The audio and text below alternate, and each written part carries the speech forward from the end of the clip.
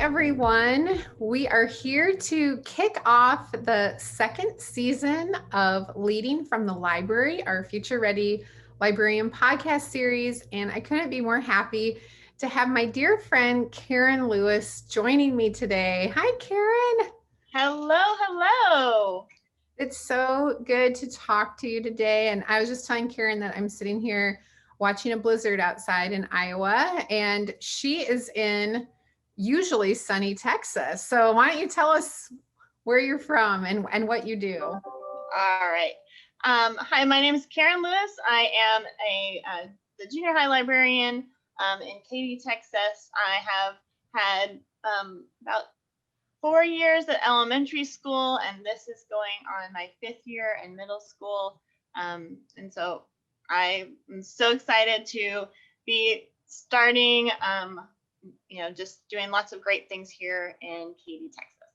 Yeah, I know. I love Katy, Texas and everyone there. So when you went there, I was really excited for you too. So one thing that I love, Karyn, about you, and not just following you as a librarian, but also being your friend, is how much you love to read. You're such a amazing reader and you share so many great things, but you do such a good job of really connecting to your readers in creative and unique ways. And I know that when we all were told that we were going to stay home, and we have been in this COVID shutdown, and some of us have been with kids and some have been all virtual, that you just got right to work on thinking how you were going to connect your kids to authors still. And so that's what I would love for you to talk about today, is just what you've been doing. And even before, how did you connect your kids to authors and really help them become amazing readers too? Yeah, well, as most librarians, authors are our rock stars. And so when I can introduce kids to the authors and the people that write the stories for them, I think it just makes a powerful connection. I saw that when I was a librarian in elementary school. I think it was probably from a post that you did on World Read Aloud Day. I started with that and finding authors that were just passionate and available to their readers. And so I just kind of started a tradition for me to find and seek out those authors that were willing to have those conversations and connect with my readers. And so I've done everything from picture books in both elementary school and middle school authors and illustrators to trying to bring as many authors as I can to my middle school students through World Read Aloud Day, through Read Across America, and then just in inviting authors when I seize the opportunity. So like I said, over quarantine, I really did see the fact that we were all missing this connection. We were all needing some reassurance and some normalcy. And so books and reading and authors is kind of my go-to when I'm needing that balm for my soul. Like I just want that connection. And so I felt like that would be a good place to start for my students as well. And I was lucky enough to connect with a local author here, Varsha Bajaj, who has her new book is Count Me In, which was also quite serendipitous because it just so happened that we connected with her right after the George Floyd event. Mm-hmm. And so that was a very meaningful connection for our students to be able to talk to her about the themes in that book and what she's seen in her culture and her family and all the things that kind of went in with the diversity and the just struggles with civil rights movement and things like that. So that was wonderful connection. And then just a fun connection with some of my summer readers. We visited with Joelle Charbonneau, who's a young adult author. And so she was talking to them about Time Bomb and just mystery and how that all kind of comes together in her mind. And just talking to them about being at home and writing and creating.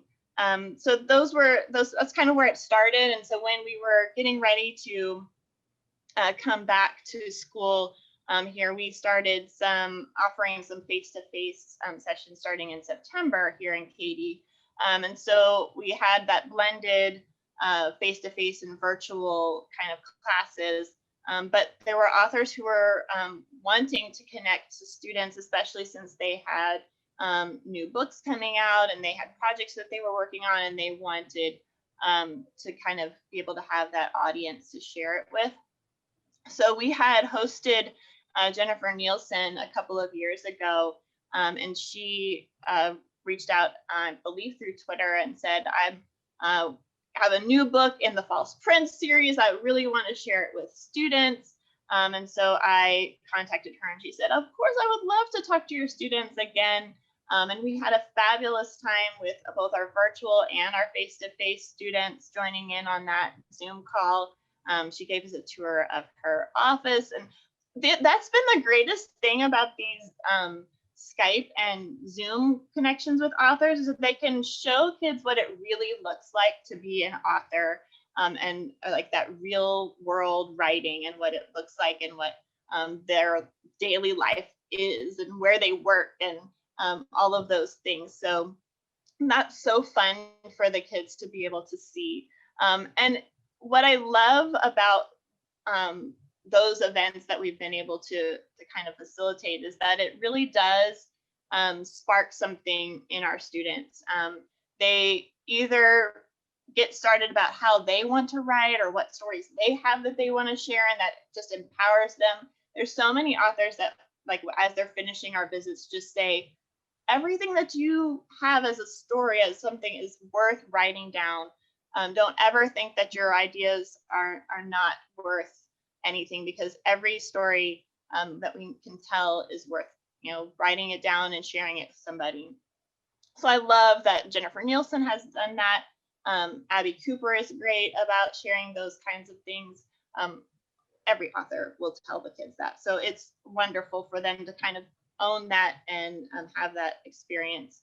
But then also will spark them to want to go and read other things too. The authors will often share some of their books that they like from other authors, or of course, it excites the kids about their particular books, and those are jumping off the shelves in the library after they visit with them. But that's kind of what I love the most about having those opportunities with our authors.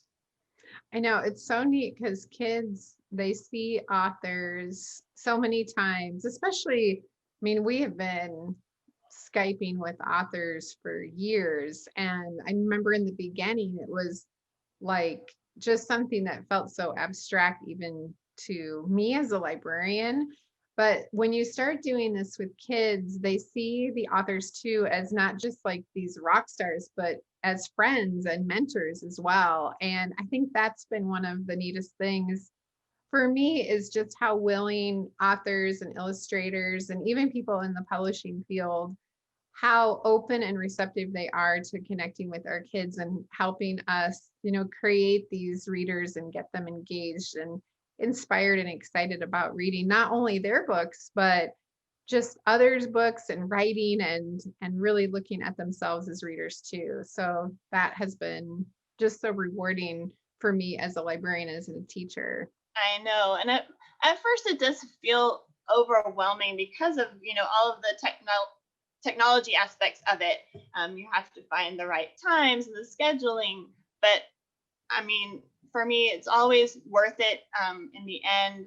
And just making sure that the teachers share and promote and talk about the authors before we visit with them. That's always an important thing, whether it's an in-person visit or online, so that they know a little bit about who they're talking to and what kinds of things they like to write about, or what kinds of things that they maybe will be sharing about. And so I do a lot of pre-work. So I'll get some things together, whether it's a book trailer or an interview, or for the several of the ones that we've done this year, we've had different teachers read like the first chapter Friday kind of video where they can then share that with their classes and have an idea of what the actual book is that they are going to be talking about. So just different ways to make sure that our classes can connect and know enough about the author. Yeah, that makes a difference too, because I think that background knowledge, and then they can come up with some questions that they have and things like that too. And one thing that we've had so much fun over the years connecting around our special events, and you mentioned that earlier, and we have one of our favorites coming up, and that's World Read Aloud Day. And this year it's February 3rd, right? Right, like it's coming up really Yeah. quick. Yeah, and I just can't even wait. And Karyn and we've connected not only with authors and with others, but even just each other, and celebrating, those places that we read and who we connect with. And I think that's been one of the most rewarding things too. And so I have to ask, are you getting some authors lined up for World Read Aloud Day? I just got finished with a author visit yesterday through our independent bookstore. So that has been on my plate since I've been back in January. So it is on my to-do list to get our lineup set up. And we probably will push it to a Friday. So I hope that there's some authors that will be willing to do it on a different day, and that kind of frees them up to, slot some things during World Read Aloud Day, and I won't interfere with any of that. We've done when we do World Read Aloud Day here at the middle school, I have my classes come to a large group instruction area, and they usually would spread out, but with the way the school is this year, they'll all be tuning in from their classroom. Yeah, but it's kind of neat because then you can include even more kids. So. Yeah, it is. So I don't have to limit how many classes I can have in there. Yeah. So it'll be kind of a different experience. But we've also done it after our state testing here in Texas, where we have a week of just mind-numbing test after test. I did a Skype-a-thon for my grade levels that were testing, to just kind of give them a break and let someone else take over and just read to them and talk to them about reconnecting with the real worth of reading again, which was really, really fun. So yeah, I'm working on, and I have some favorite standbys that I can be like, hey, we connected last year with World Read Aloud Day. How about again? And those are always some of my favorites because we do that as well. And Catherine Applegate and Katie Hudson, and I think so many people that we have had just over and over. And my dear friend Ruth Spiro, she's getting Spyro, she's getting ready to kick off her new book. And I know. And it's so fun because I think when we have those with authors or illustrators, and we have them every year, we have them when they have something new come out, that's when our kids really see them too as, just these friends that are writing great things and connecting with us as well. And so that's so fun. And, when we think about, I'm sure that a lot of you are wondering how we make these connections and find connections. And sometimes that can be the overwhelming piece as well. And Right. Kate Messner, she does a great job of bringing together. And this year it is unbelievable how many people she has on the list of authors and illustrators and publishers and others who are willing to connect with our kids for World Read Aloud Day, but also throughout the school year. Right. Yeah, that's the fabulous thing. And yeah, I go to that post by Kate Messner a lot. And then I will look for authors that are on Twitter, that are active on Twitter, and I will kind of go back and find in their bio, their website, or find a way to contact them.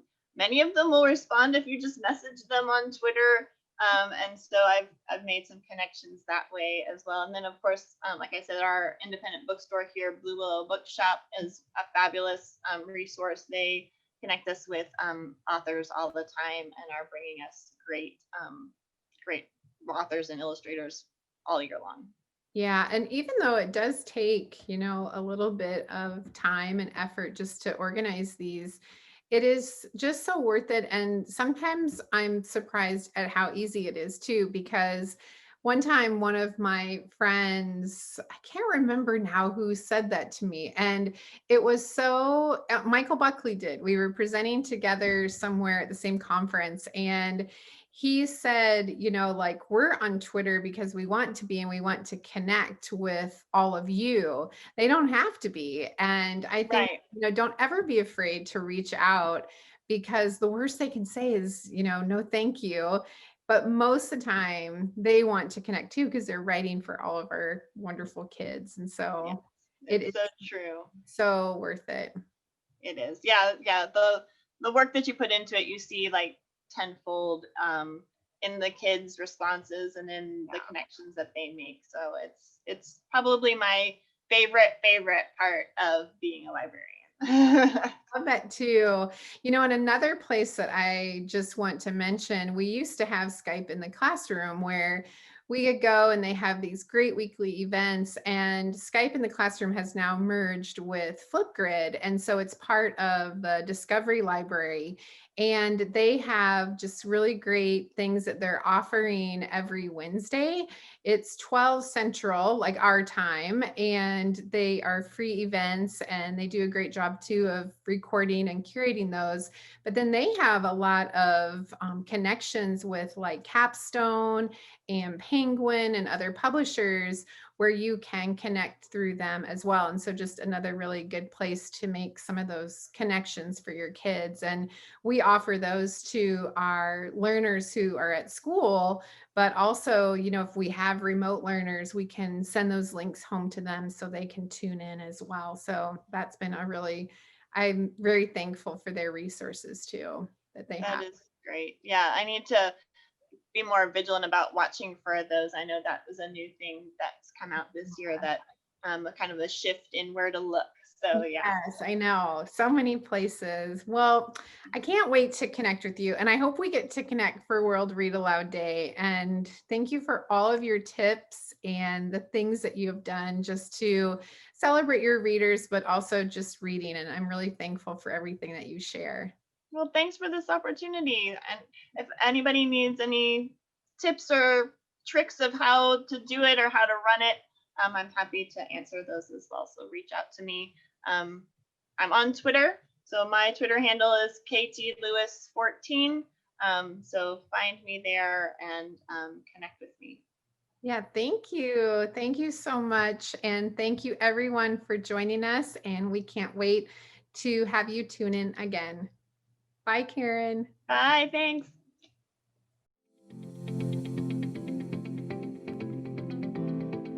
Thank you for joining us for the Future Ready Librarian podcast, Leading from the Library.